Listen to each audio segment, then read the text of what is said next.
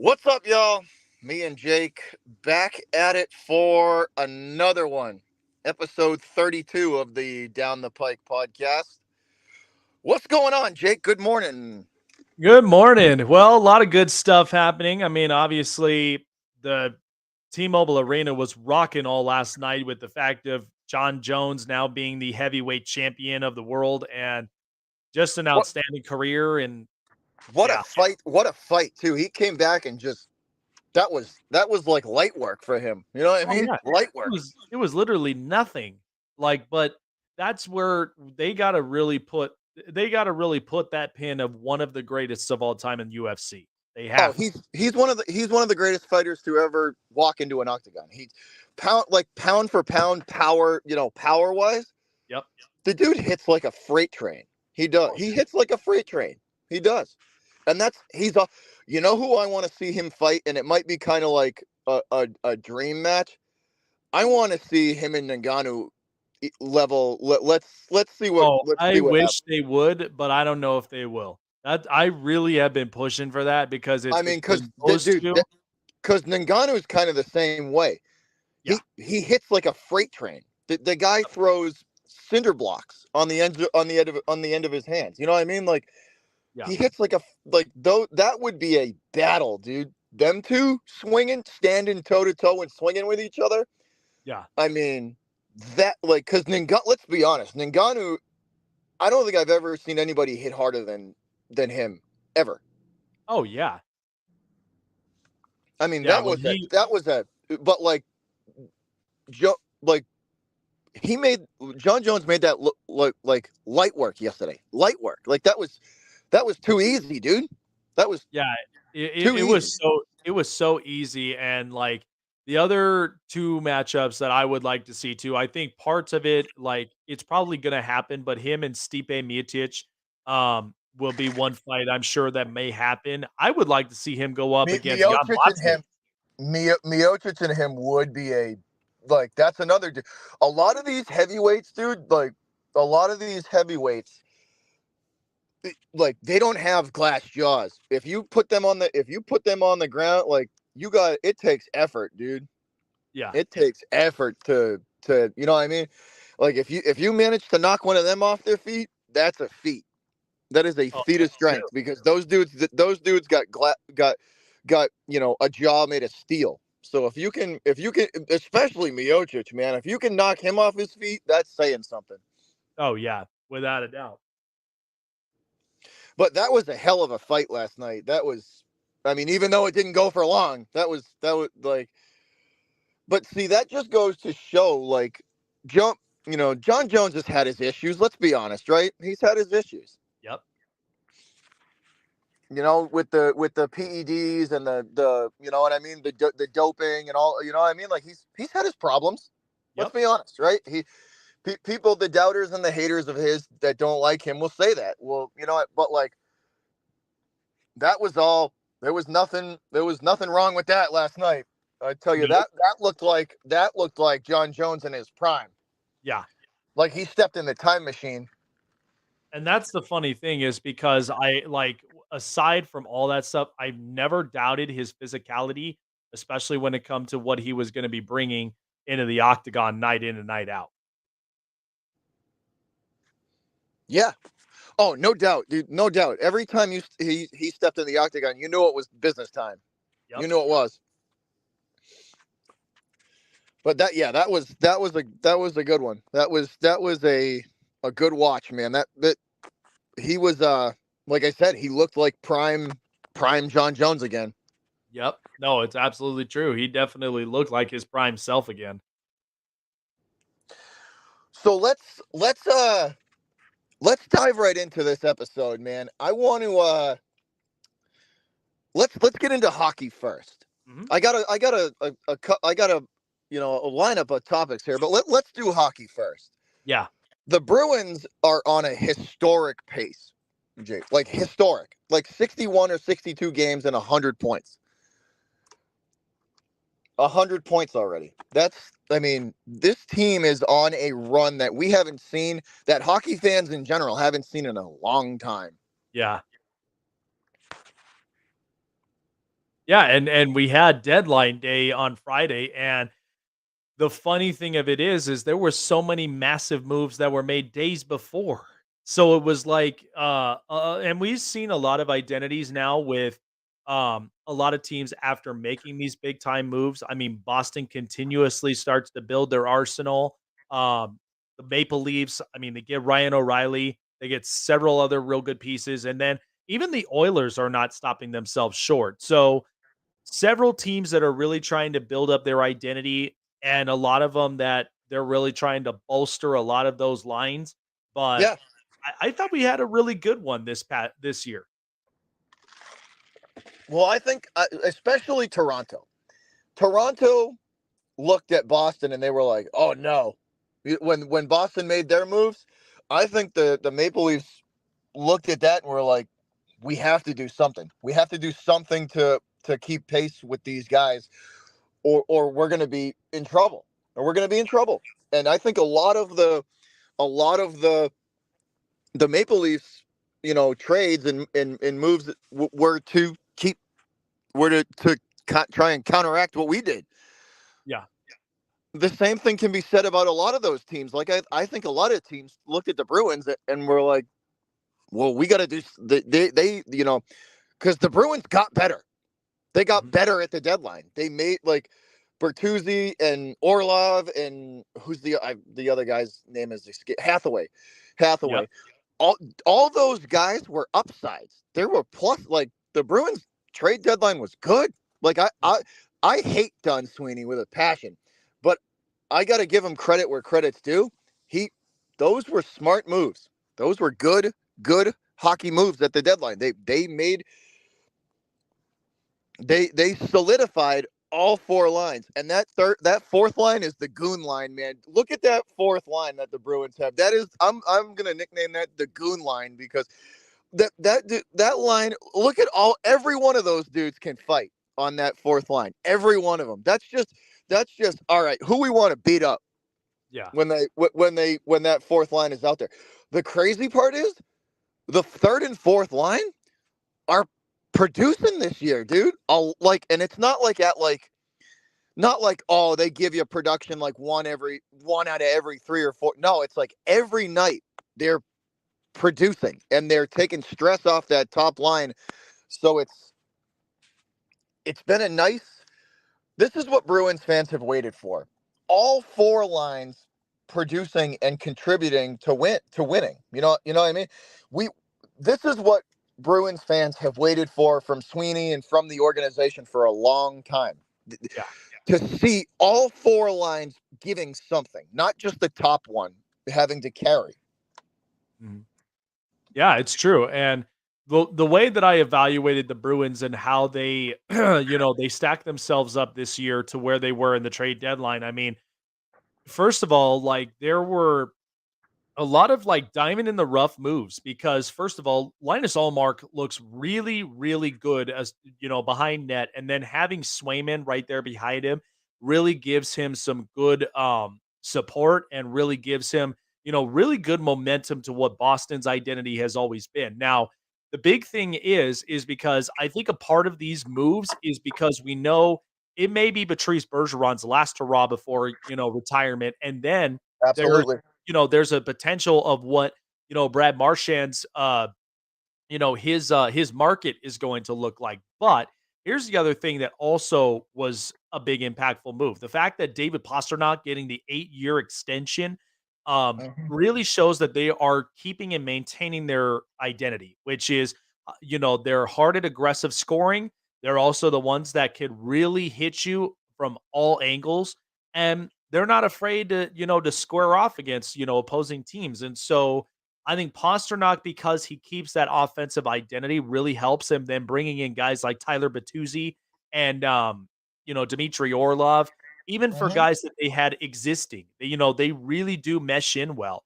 Now, of course, for the Bruins, I mean, I'm on the same side as you are. I mean, this is cup or bust at this point because to have Yeah. this momentum to be the fastest team, with 61 games at 100 points already in this organization is one that's just unheard of. So Yeah. the Bruins really have a lot of high expectations. But remember this. If they don't win this year, it's going to be a massive disappointment. Yeah, and it'll 61, all 61 games to 100 points. Like they have 100 points in yep. 61 games, Now remember, and they've this only isn't the dude, first time we've seen this. think about this, right? They've they're like they've only lost like 2 or 3 times in regulation on home ice the whole season. Yep. This team is on a run that we hockey fans in general haven't like. It is going to be and I mean a massive letdown if they don't win the cup this year. Yeah. And you have to think this isn't the only time that we've ever seen this before. We saw this with, the Tampa Bay Lightning. They were Absolutely. unbelievable, and we saw Nikita Kucherov was breaking records left and right, and then Hmm. they get swept by the Columbus Blue Jackets. So Yep. a lot of that is, it's maintaining the identity. It's also to not getting too cocky and cute by the time playoffs come around. And then that's where, you really have to be set for that first round opponent, whoever they may end up facing off against. And let's like who are the teams in the NHL right now that can realistically challenge them? And The Lightning maybe. The you the know what team? Rangers, The Rangers maybe. And I say maybe because when you stack lineup for lineup, the Bruins should beat both of those teams in a series. They should. yeah, I say this. I say should because you never know. You yep, never know. The Leafs are going to give them some trouble, but we all know how Toronto's track record is in the playoffs. It's not good. yep. But the Maple Leafs could absolutely give them a run for their money. There's not too many teams. If I had to throw it out there, I would say there's maybe 4 that could possibly get in the way of them winning a cup. The Avalanche, when fully healthy, they're always a threat. You know what I mean? There's not too many teams out there that that can stand toe to toe with them right now and challenge them. And Allmark is that's the biggest shock this year for him. Allmark is playing at a level that I mean, he was playing on at Tim Thomas cup run level. You know what I mean? Like just standing on his head every night. Every night of the season, he has been phenomenal for them. And then, like you had mentioned, Swayman right behind him. So it's like teams get no breaks. Whether you get Swayman or you get Allmark, you're gonna have a hard time putting pucks in the net. Yeah. Oh, it's true though, and that's where, you really look at just the balance of the team offensively and defensively because I knew defensively where, Brandon Carlo and a lot of those guys there, they were really going to step themselves up in big ways. And so that's what really has shaped the identity of it. And you look at a lot of teams, I'm very sure of the Eastern Conference of what I'm getting with those teams. So I know Boston, I trust. Toronto, I'm sort of leaning to the trust side, but there still are some concerns. But Mhm. the other part is Carolina is also one of those sneaky teams where they are so good at puck distribution, but we The also know Hurricanes too. always give them trouble. The Hurricanes Yeah, have always given the Bruins a hard. That yeah. So that's they're always dude. They have always managed to be a tough out for the last like 5 seasons. That team has always managed to be a tough out. yeah, and this is why that I think like Carolina will be that one team that will give them fits. Mhm. And and even for the New York Rangers, with them with a stacked offensive lineup where they're very hyper aggressive, they're trying to build almost an identity of what the Colorado Avalanche has put together. Now the defense is a little young, so that might get tested in some areas. Mhm. But um, I do think that I do think that the Eastern Conference, there's a bunch of teams that I'm very sure about, like maybe about 5 of them, possibly Mhm. 6. Yeah. But we know the Western Conference is just wide open after all those trades that have been made. But this is probably the most exciting yet biggest trades we've seen now in quite some time. A lot of Yeah. contracts were getting dumped off. A lot of long time 10-year players have been moved around in different places, all outside of Jonathan Taves. But everybody else there's some that have seen their identity and some that even when I'm pointed this out on my show was there's concerns of those that they walk into the playoffs and they have no idea what their identity is, and that may Hmm. be scary and troubling when you get into the first round of the playoffs. Like look at the um Washington Capitals. Yeah. They have clearly sent a message to Ovi that like they are tearing it down around him. Yep. Yeah, and the Capitals, I mean, yeah, they may be, needle on a thread, but even when you looked at too, like I talked with Hunter Hodes, the Penguins, and even the Penguins are kind of in that position to where they picked up some names. Now they bring back Nick Bonino and they get a few names, but they're also moving a lot of things around. And so um Pittsburgh, they're in the same boat and position because they're still relying on Sidney Crosby and Geno Malkin's veteran presence to really lift the team. But I think it could only go as far as to the second round, and then that's it. But that's really all that I could see from the Penguins this year. But as far as everything else, I mean, the Western Conference is wide open. We know that, several teams like Colorado, I mean, they're just striving to get themselves healthy. Um, the Golden Knights are concerned because I don't know if they truthfully have found their identity, but we know the acquisitions of Ivan Barbashev. We know with Jonathan Quick, the team really has, put up some, expectations to where they really can make a playoff run. But the thing about it is that they don't have a 30 plus scoring offensive player. And that's where it becomes a little concerning. Now, guys have stepped up in some ways, but hopefully the offense does stay intact because we know losing Mark Stone is a hard hit. But this is where Jack Eichel and the rest of them really have to step up. And this is why, like in those scenarios, because you ain't playing like that against Dallas, who has a defensive repertoire where they just upgraded more and more players. So the Stars may end up being, a team that really makes noise. I think Seattle, they may get as far as to the second round, and that's it. But they're a good team that could be sneaky. The Kings are also another team where they added in Eunice Corpusalo, and they also get Gravikov from Columbus, and they add in some depth from there. So there's some possibilities. But the Edmonton Oilers, I know, have to be all in because of the fact of Connor McDavid's having another career year, and he's just the face of NHL, to be honest. I mean, seeing him get to 100 points that quick, and much like with what we saw from Nikita Kucherov, but even more so because of his goal scores and just how aggressive he is.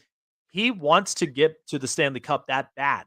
So, which is why bringing in Matisse Ekholm and several other pieces for the Oilers is why they want to be in that position. But, you look at the Minnesota Wild, some of them they could give fits. Now, they did get rid of Jordan Greenway, but they picked up John Klingberg. They picked up several other players to boost Yeah. that defense. So, it's now kind of an arms race in the Western Conference versus what I'm getting with the Eastern Conference with 5 teams that it's all or nothing for either of them. No, no doubt, no doubt. The West is wide open for anybody's game. Um, but it's just it's this hockey season, especially the playoffs, is gonna be very interesting because I truly think Boston's coming out of the East. I think I think they're gonna finally get back to the finals, get back to the Cup finals. I do. I think they're gonna do it. Winning it, I hope they do, but like I said, I think they're gonna at least be there to give themselves a shot. Yeah. Now let's switch gears here, Jake. Um we'll stay in Boston for a second. I want to get your opinion. What do you think of the Celtics? Do you think they can do it, or do you think they can get back to the finals? Now, I said from the beginning, this year for the Green is going to be this is going to tell us how far the Celtics can go on straight up talent alone. Because when you get into the playoffs, right? Yeah. Um, when you get into the playoffs, when you get into especially in the NBA, when you get into the playoffs with the competition, not only the competition on the court, but the coaches, Yep. right? Coach, let's the Celtics. Missoula is a good coach, but is he as good as Spolstra? Is he as good as I mean? Like he's pretty much gonna be he's gonna be outmatched most of the nights in the playoffs. There's going to be a better coach, and maybe not better, but a more experienced coach on the other side of the court. Right. So I've said it from the start. This year is going to be how how far can the Celtics go on straight up talent alone? So here's what I see with the Eastern Conference because them and Milwaukee are probably the only teams I do trust in the Eastern Conference. Everybody else, Facts. it's honestly just an arms race of whether they can get that far into the second round or even get to the Eastern Conference. But I feel like, Milwaukee and Boston, they're the sure picks. Um, as far as everybody else, like, first of all, Miami is a good talent, but the problem of it is that there has been some inconsistencies with them. I don't know if that has to be, you know, um, a defensive issue because I do think they do have some good players on defense, or if that just has to be offense. Like, there's so many times where they've gone on runs, but then games get closer with the Heat. And then, like, Cleveland, I like, but I don't think they're quite there yet. I do like with the fact that Donovan Mitchell uplifts them. So there's some, experience they can gain out of it. But the Cavs, I'd say they could make it to the second round and be done from there because there's still a little more that they're trying to build. But I think next year and the year after could be really interesting for Cleveland moving forward. As far as the Sixers don't even have enough shooters. They don't, and it's unfortunate. And one of the things is because I just think at this point the Sixers they're just ready to get rid of Doc Rivers because this doesn't seem to be the identity that they wanted to build in the first place. They did the right thing with as far as getting rid of Ben Simmons, but now you have to recover more than what you literally just let go of. So the thing with the Sixers they're just kind of predictable. And I mean, look, the Knicks are the Knicks. They're doing good, but I don't trust them that often to even get past the first round. And then neither do I like it with Brooklyn. So, and Brooklyn's become that tire fire. So it's like, yeah, they're going to have some young guys, but I don't think Brooklyn in that position really could get over the hump. Now we know play in tournaments where you got Atlanta, Toronto, and Washington those 4 teams, Miami just seems like the sure pick, but everybody else that's in there, if you ain't Milwaukee or Boston, that's kind of predictable for the East. In the Western Conference, here's what I think of. So, there was 3 teams when I got off the show, these were 3 teams I mentioned. Golden State, Phoenix, and Denver. That's it. Those are the only 3 teams I'm sure of with the Western Conference. Memphis is too cocky, and I think they're really way over their heads. They're going to get eliminated in the first round. And what the hell is wrong with John Morant? First of all, you literally do this whole gangster stuff on internet and because Yeah, the last like time we saw that's this, Damon Arnett got cut. You're lucky you didn't get cut from Memphis. So it's like I think they're just a fool of themselves. I don't trust them that much. Sacramento, this is a great year, but they're too young. There's not a whole lot of experience outside of Demantis Sabonis. That's it. And then, Dallas. let's can we just talk about the John Morant thing for a second? Like Yeah.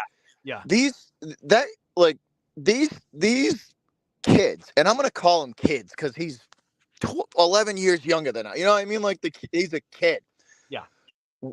What are you doing?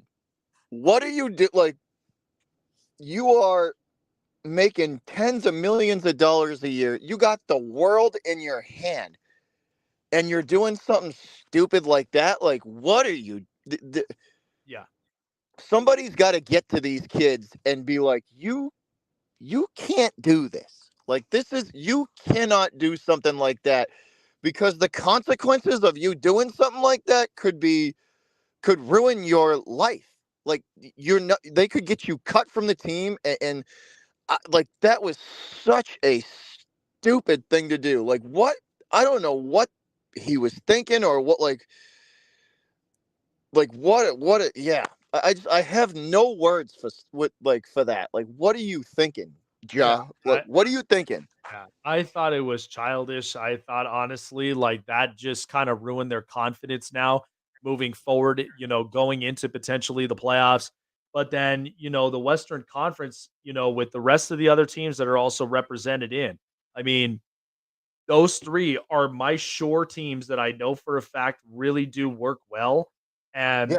you look at the rest of the Western Conference, like the Clippers are falling apart since they got Russell Westbrook. Like, Mm-hmm. but this is kind of the deed that they Saw signed saw off that on. coming. You're Saw that taking yeah, coming. you're taking the ball away from a lot of your impact players, and Russ is going to get more of his minutes, he's gonna get more of his points, and it's just really all about Russ at this point. So, you can't build a championship around him with this. Now there's 4 of course, the forward playing teams, Minnesota, Clippers, the Jazz, and the Pelicans. I'm not surprised if the Pelicans really make it all the way through, and then they go into the next round of the playoffs, but that's as far as they go because and then this was the point I was gonna point out. So Dallas, I love Luka Doncic. This doesn't work with Kyrie Irving at all, and they have no defense, which is why I'm like, I think next year they're gonna have to be in that Anthony Davis sweepstakes. They have to be. They gotta get somebody that's a real good backboard guy that doesn't have to be fully relied on as much because you're getting offense from Luka Doncic, but they gotta get defense in that building. Like the Mavs, they would look good on paper, but once you've seen the runs they go on, it's not the same.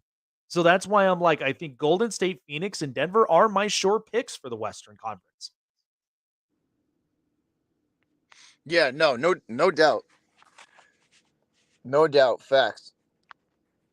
There's not a lot of team like it's been it's a funny kind of year this year because in pretty much all of the 4 major sports, there's not a lot of teams that truthfully are going to be standouts. You know what I mean? Yep. Between the 4 major sports, I mean baseball's still yet to be, played and decided, but I mean, let's be honest. You can count on one hand the teams that you know for a fact are going to be making the playoffs. Yeah. That's it. You can count on one hand. Yeah, and you can see it coming from a mile away. From a mile, yep, 100% from a mile away, and everybody knows them. Everybody knows them. Let's talk NFL draft real quick here, and then we'll move on to some baseball, and then I think that's gonna wrap up the show. Um, the NFL draft this year. First of all, the 4.43 put up from a quarterback was ridiculous. That's first round wide receiver speed. I Yeah. couldn't believe that was the quarterback draft this year is deep. It's deep. Anywhere like there's, you got your handful of first round guys that are obviously going to go. And then you have, that mid tier, and then you got the hopeful, the free, the free agency, the undrafted free agent guys. It's a deep draft for quarterbacks this year. Yeah. So my question to you would be, who are your 3 favorites that you're So looking out for this year?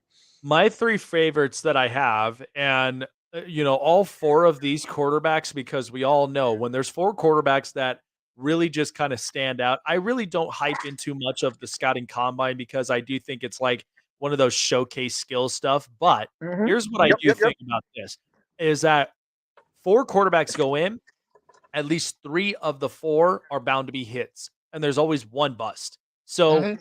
my one thing is I do have 3 in mind. 1, CJ Stroud. I think the kid is gonna be spectacular as long as he's in the right position because I think that in several positions, there's a lot of teams that could really use a lot of his skill set. Now we know Houston and Indianapolis kind of seems like the sure-sighted positions that he could be in. But the thing about Houston is that there's a lot more work to be done because it's clearly a rebuild team. Now, would Oh, Stroud they be they able they have to? they're going to be rebuilding for 3 more years. That Yeah, team is a mess. Yeah, and now would Stroud be up to the competition because of just how wonky the AFC South really is? Maybe, but there's a little more of development than that. And I, you but I feel like here. So here's. I'm gonna. Sorry to interrupt you. I'm gonna say one thing about C.J. Stroud. I feel like if he doesn't have it perfect around him, yeah, he's gonna struggle. Like yeah, struggle. yeah, which is why I think, in some cases, I do think that if the pick really does kind of fall into their lap, that's something that the Raiders really cannot pass up on because you have an established offense. You Mm-hmm. have, an offensive mindset with Josh McDaniels as long as he can really build that development on CJ Stroud. Now, here's Mm-hmm. what I do think are the pros of Stroud. One, I think he's much better in the second half than he is in the first half because first half of play, he'll try to set the tone, but it's a little bit pressurizing. But the second half, once he gets comfortable, he's unstoppable. And then the other thing is, you watch the Georgia game, we all did, and he opened up a lot of plays. Could you Mm-hmm. imagine what the Raiders offense would look like with Devontae Adams and Hunter Renfro and several other players there that open that offense up like that? Mm-hmm. That's where I think Stroud really can um, build a lot of his potential. Carolina may end up having this kind of identity too, because Frank Reich's offense is really all about distributing the football to a lot of his key pieces with DJ Moore, and they go and get several others that can really help this team. But Mm-hmm. that's where I think, Stroud, and you're absolutely right, because if he has to have it perfect because remember, he's coming off of Ohio State where he had Jackson Smith and Jigba and he had Marvin Harrison. You Mm-hmm. don't have those wide receivers. Now what's the next thing you gotta do? You Yep. gotta be able to really, overcome a lot of those adversities. We saw this with Justin Fields. I think he'll settle into his own as long as Chicago does the right thing to build around him. Now, that's where I think Stroud, he's definitely one of my picks. Number 2, I think is, because I do think he's NFL pro ready, I would say is probably going to be, Bryce Young, because I think with him being NFL pro ready, I know he's coming from, a pedigree in Alabama with Nick Saban, and we know how Nick Saban treats a lot of his guys. I think Sometimes they do run honestly, out of a lot of honestly, gas. Jake, honestly, I think he is the best all around. If he needs to use his like he doesn't do one thing spectacularly, but he does a lot of things really well. You know what I mean? Yes. Yeah. So I've liked that I've said he's going to be a success in the NFL for a while. I think that kid is going to out of all of them, I think he is the most NFL ready. Like stand in, play in the NFL, be good to go, plug and play. Yeah. And I agree too. I think honestly, like, I think he'd be ready to go, and but again, where you His land really his does matter. ceiling might not be the highest. You know what I mean? His ceiling Yeah. for the quarterbacks might not be the highest, but to me, he's definitely the most ready. Yeah. And that's why I say, where you land really does matter when it comes to Bryce Young, because Mm-hmm. you don't want to end up in, a tire fire of an organization where you really don't have much around you, which Mm-hmm. I know a lot of that concern could be, if he lands in Houston, that would be one of the concerns because you've got to have an offense all around him and you've got to get some real good pieces to really kind of fulfill what, you know, Bryce Young really is looking for. Now, there could be that possibility where it shakes up a little bit in the draft, but I think he's the most sure-handed, like, quarterback that you can really trust and that can really develop in this league the more games Mm-hmm. he plays. Um, and then finally, I think my guy, my third one that I think is interesting. Now, it's tough because these last 2 quarterbacks, they have to be in the right position. You can't put him in a place where the coaching's new. The offense is not completely established. That's what's going to be the toughest part. But I think if I really had to choose it well, I've been seeing a lot of really good stuff out of Anthony Richardson. And I think my thing is if you put him in Carolina or you put him in Indianapolis, here's one of the things you will look at. Shane Steichen is by far like a really good developer of quarterbacks. We've seen him do this with Justin Herbert. We've seen him do this with Jalen Hurts. And we've seen him too with the tenure that he had with Phillip Rivers. But he's so used to, he could do both ways. He can end up doing straight pocket passer, where as long as you work on his accuracy and you work on a lot of those deep ball throws, he's a really good producing quarterback. And he could also work with guys that can run out the pocket, open up spaces in the offense. And that's where it could really work for Indianapolis. But Hmm. here's the fulfilling promise: you have got to help Michael Pittman. You've got to get more receivers in that building. You only have a stretch of a window for the offensive line because we know Quinn Nelson's injury was a key hit. And if you don't work with a lot of what that offense has, it becomes a huge struggle. And Chris Ballard, I know, really has a lot of heat on him. And that's where I think they really Oh, have to start to Ballard's under a lot of pressure. A yeah, lot. and again, they would never be in this position unless, you're on Jim Irsay's good side. But that's Hmm. where I think if you get a real good receiver on top of all of that, and this is gonna come with moves, but you gotta give Michael Pittman the benefit of like, "Look, we want you here, and we are going to we are willing to give you supports so you can play a full 16." You know what I mean? And so that's where I think Indianapolis could be a real good position. Carolina, because Frank Reich, former quarterback whisperer, knows how to really work with it. I think more of it. I just see that Will Levis is a better fit for Frank Reich than Hmm. anywhere else Because because he's he's more of worked with that. He's more of that stand in the pocket kind of guy and Yep. deliver the Yes, football. he is. Yeah, and I think he'd make it very accurate, and he would very much be a very good productive quarterback in that scenario. And I think he'd open the playbook too. I just see some of the comps with some guys like CJ Stroud. I see some comps of Justin Herbert in him because Hmm. he can open up those playbooks. And, even the same I could say for Will Levis, but Levis is can he gain control? Can he really, see all of his surroundings when he's in that pocket? And Hmm. can he be willing to move out of there to open it up? Anthony Richardson, here's my only thing. I think his arm is wildly talented, but can you make the easy throws look easy? That's the only thing that I can say from I there. I have my doubts with Richardson for some reason. I don't know. Like there's almost, you know what it is to me? There's almost too much hype. You know what I Yeah, mean? There's yeah. almost too much hype. But here's the thing. If you got an emerging team like honestly, and I've been hearing this a lot, and think about it, Minnesota really has to get on this train They because do. Kirk Cousins cannot expand the plays anymore. He really cannot. And All let's you be need is honest, he's coming to the end of his rope. You know yeah, what I mean? yeah, Once that is, see, they Minnesota's an interesting team because they can't move Cousins because they know that contract is just so overblown. Nobody's going to take him. Nobody's yeah, going to take on that contract for the talent and the contract don't match. yeah. And now that they're paying for that now because now they can't move him. They can't move him. So they got to wait that to me what Minnesota is going to be one of those teams that does draft the next guy. They're going to pick a quarterback. Yep. It's true though, and they have to be because they're not so sure of what they're gonna do, especially when it comes to Kirk Cousins. But we've been seeing this narrative now for the last few years. He's not really that guy that can really get you over the top. I'm telling you. And Minnesota got upset by the Giants this past playoffs. So Mm-hmm.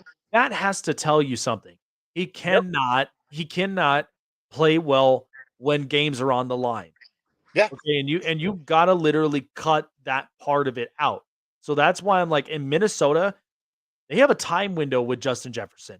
They have Yeah. a time window with a lot of this stuff. You cannot afford to waste it. Now, I like Kevin O'Connell, and I also do like the fact that they went and hired Brian Flores for defense. But that see So that to me that was one of the best moves they made. They hired an established guy that knows how to build a D, that knows how to build a team that you know what I mean like that was a smart hire on yep, their part. That was a very yep, good hire. yeah. So imagine that. And here's the other thing I will say. I know this sucks, But what if the Vikings really worked a deal with the Colts where they sent Adam Thielen there and get a few picks just to go and get somebody like Anthony Richardson? That'd be insane. Let's see, Thielen. But that's a sacrifice. Thielen last year, to me, I he kind of went ghost last year. So I honestly, if I was a Minnesota fan, I wouldn't have a huge problem with that. I really No, wouldn't. I wouldn't either. And think about it. You have more wide receivers in this draft. Yeah, So that's what. you could easily go forward and even make a few moves where even if you go back, but depending on what the wide receiver looks like, Yep, you could yep, maybe get somebody to fill in that bill. absolutely, 100%. I would not, if I was a Minnesota Viking fan. I would not, if Thielen and maybe a pick or two got me, got me high enough to get at Richardson. Yep. That's a no brainer, dude. I think, to me, that's a no brainer. You do that. You do that in a heartbeat. Yeah. Because here's the thing. Minnesota is going to be in a position where they're going to be trending down, and you know who's going to be the team on the rise? The Lions. That's going to They be a team proved they on proved the it. rise. They proved it last year. You know what I mean? Yep. So that's why I'm like, what do you got to do if you're Minnesota? That's what I would do. I Yeah, wouldn't yeah, I wouldn't make it to where Detroit of all teams are going to start to, overlap them. yeah. But Yeah, that's what I would do. yep. No, 100%. Absolutely. If Thielen and a couple of picks got me high enough to get Richardson, even though I have my doubts, I would still. That's kind of a no brainer. You got to make that. You have to make that move. You have to. Yeah.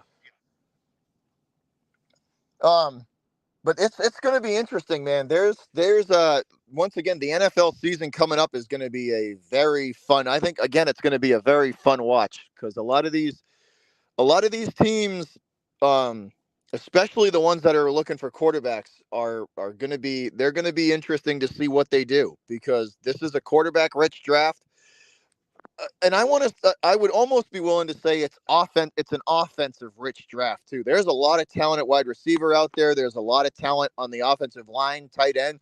That kid from Michigan, the tight end from Michigan, is an exceptional talent. Um, it's gonna be interesting. These teams that need offensive help are definitely gonna get it, because this, to me, it's an offensive heavy draft. But once again, Jake, I think you gotta roll up out of here. I appreciate I appreciate you coming on and hanging out and being a guest as usual. Hell yeah. I'm going to tell you right now, just for a quick thought, but I really am liking a lot of these implemented rules that they now have in Major League Baseball. Like I Yeah, really, we I, we were gonna we yeah I was gonna that was gonna be the next one. We were gonna roll into that. yeah, Yeah, dude, I like it. I like I it like it. because they have needed for years now Now, to here's what I don't like. to I don't like the ban of the shift thing because now you're making it way too easy for a lot of those pull hitters. see. But this I is why I the hitting hate coaches have to come into play to get you to hit the opposite way. But See, I that love it. I'm on the opposite. I love the ban and the shift, because like it, it's gonna, well, like the guys that can hit into spots are gonna love it, because the directional hitters in this league are gonna feast on this. oh yeah. I mean, Joey Gallo? Yeah, but you know what I mean, like the guys who can pull the ball and who can actually place the baseball in spots, that hit the guys that hit for average. The game's going to be a lot more interesting now, because you can't. The shift is gone. Like, you can't. There's no more advantage now. It's just like, okay, if it's hit into a spot, you got to. If it's hit where there's not a guy, you got to make a play. You have to make a play now. So I Yep. like that. Yeah, I don't But know. I just am kind of like, well, if they're shifting me all the way up over to the right, then they're giving me third base on purpose. That's why I'm like, I'm more of like the guy that loves to rattle the pitcher's cage and get him pressurized. And I'd rather, be able to, like, even if you got a guy that, they shift him over to the left, yeah, I would yeah, want to be able to push more to hit right center field and score uh the, huh, like, if you got runners at third and second, score them in. because Hmm. average and RBIs are my big thing, Yeah. and home runs are whatever. But honestly, but it changes a Listen, lot of the mentality of the game. if you got two runners on and one out, and you hit the ball into a gap deep into the outfield, that's two runs. A home Oh run, yeah, a solo home run, one run. Like, do the math. yep. You know what I mean? Do the math. It's very simple math. You You know know what I what a mean? lot of people don't realize? The guys who actually have the best batting averages actually get paid more than home run hitters. I'm just saying. Yeah, yeah. Because guess what? They produce runs. They Yep, they produce. yep. Ask the batting champs. That's how they do it. Yeah. Yep. But they don't wanna put that out there up on news. Nope. No, they do not. Because that's not the narrative that baseball's trying to push. You know what I mean? They want the home run ball. Of course. I But don't want to keep you any more than I need to, Jake. I appreciate the I appreciate the company and being a guest as usual. absolutely, man. Thank you so much for having me. Take care of yourself. Enjoy the rest of the weekend. And we'll see exactly what down the stretch is going to be for the NHL playoffs. And of course, what we're going to see with free agency. That's going to be coming up too, man. We're going to be stacked with a lot of stuff around in sports, but I love it. Oh, 100%, dude. This year, depending on what goes down in the playoffs, it's going to be.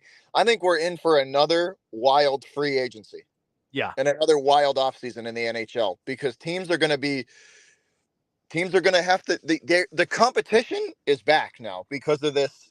The, some of these teams are going to be in panic mode. They're going to have to make moves to compete. Oh, it's true. It's absolutely true. But all righty, man. Thank you so much for having me on. But I'll definitely talk to you later and we'll see you soon. Absolutely, buddy. Thank you again for coming on. Appreciate the company. Thanks, Matt. That is Jake the Snake Silva, guys, from the Snake Sports Talk Show. Once again, greatly appreciate the time and thank him for coming on. But let's talk and excuse me MLB now. Let's talk some baseball. We just kind of touched on it. The new rules. I don't know how you guys feel, but I like them. I like the new rules.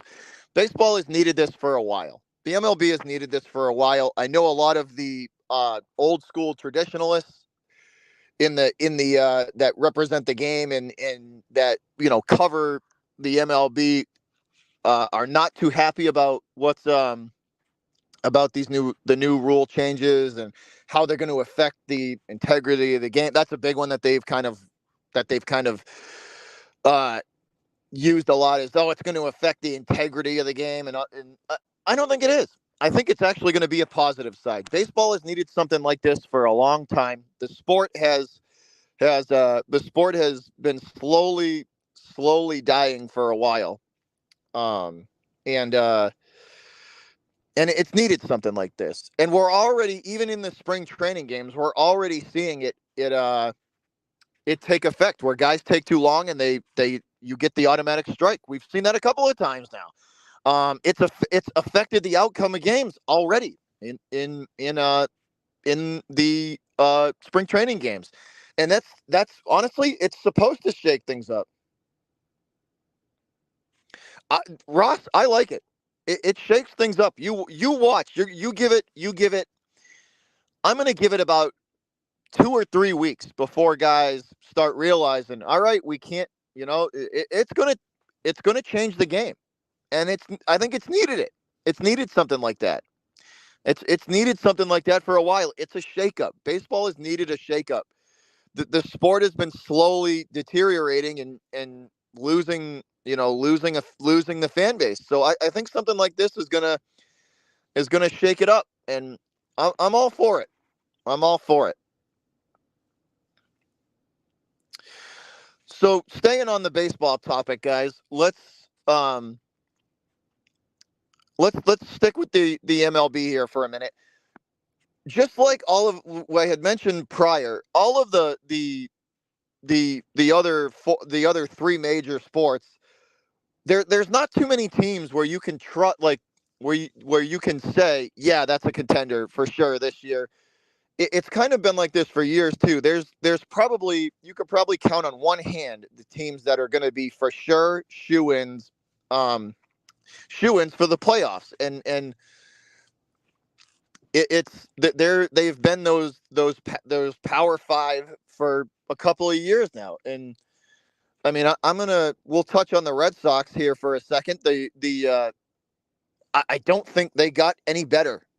I don't think they got any better. I mean, did they? They made a couple of mediocre small moves with the pitching staff, and I think this year Boston is what's up, Flame? Um, I thought this year Boston, the over under for them is 84 and a half, and unfortunately, guys, I'm taking the under on that. I'm taking the under 84 and a half games. I'm gonna put the Red Sox with how they handled the offseason. Um, I know they signed Rafi Devers, and he's going to be here for the future, which is that's a good sign. I think they needed to do that. They absolutely 100% needed. That was a kind of a must have thing. They to make sure that he is locked up for the future. But there's not much surrounding him. There's realistically not much. The team hasn't changed much. Um, so the over under for them is 84 and a half, and I'm going to put them at about 81 or 82 games. They won 70, I believe 79 last year. They won 79 games last year. And realistically, I don't think they got any better. I don't think they got any better. I don't think they got any worse.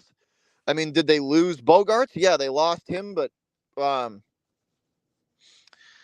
I just I don't see them winning 90 games. I don't see the Red Sox winning 90 games this year at all.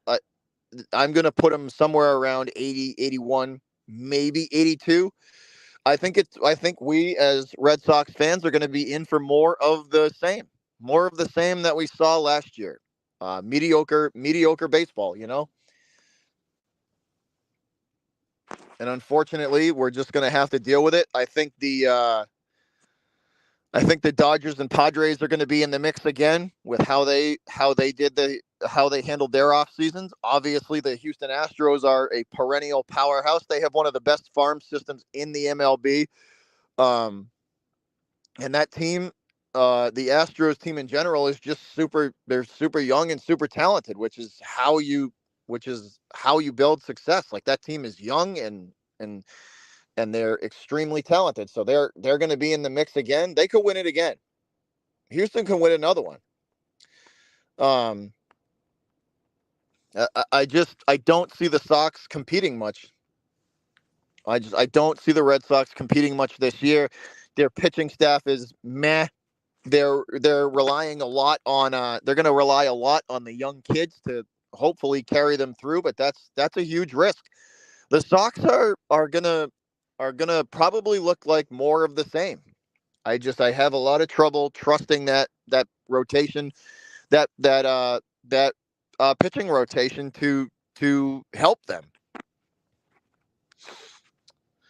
And that's ultimately last year what got them in the end is their when their bats would go cold, they would just there was the pitching just wasn't there to pick them up and carry the team. It wasn't good enough.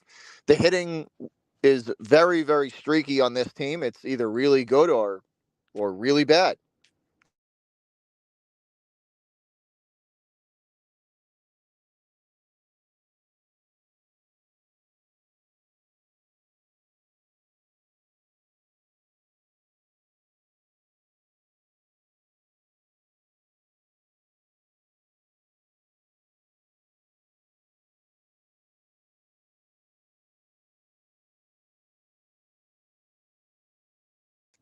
Like I said prior, I um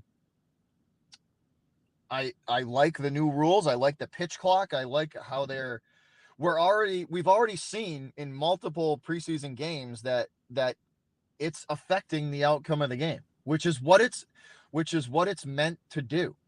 It's absolutely meant to affect the outcome of games. It's meant to shake things up. All of these rules are not that they're they're they're meant to do they're doing what they were meant to do, shake the game up. I don't trust Chris Sale either. The Sox again. He's I they we got sold a bad deal with him. We got sold a bad deal with Chris Sale. The way you help a team is you stay on the field. That's one of the biggest things. Can you stay healthy? Sale has proven that he can't stay healthy. So I just my expectations for the Sox are not very high at all, and I don't see them being much of a threat this year. To never mind the division, but for the rest of the league, they just they're they're in trouble. The Sox are in trouble, and it's just disappointing because they have fallen so far from that World Series team just a couple of years ago. The fall from grace for them has has uh, has been unfortunate to watch. My hope is that I hope one day that they can get back to being that, but I don't know. I don't have a lot of faith in upper management. I think John Henry has realistically lost interest in this team. The years that John Henry has shown real interest and real want to win and real care about, how the team looks and how they perform was years ago, was probably 5 seasons ago. He just, Henry's attitude towards this team just has changed. It hasn't been the same since they won the World Series. He it the actions in the offseason and just the lack of motivation to do anything to help the team has not been fun to live through. It just seems like he doesn't care. And winning organizations, they show it from the owner down. The Houston Astros, they have one of the best farm systems in the league, and they, not to keep you know pushing the Astros, but they have one of the best farm systems in the league. And when they lose players to free agency, they reload in the farm system and they bring another young kid up, and the Astros have built it right. They've done it right. The influx of extremely talented young kids has been phenomenal for them. And the Red Sox just haven't seen that. They have a couple sprinkled in here and there. But to me, it just seems like this year is a desperation year for them. They are pushing all of their chips in on the young kids and hoping and praying that they work. Because if these young talent, the young talent that the Sox have doesn't pan out this season, they're going to be in trouble. They're going to be in real trouble. Uh, we could see a level of play from the Red Sox that hasn't been seen in a long time.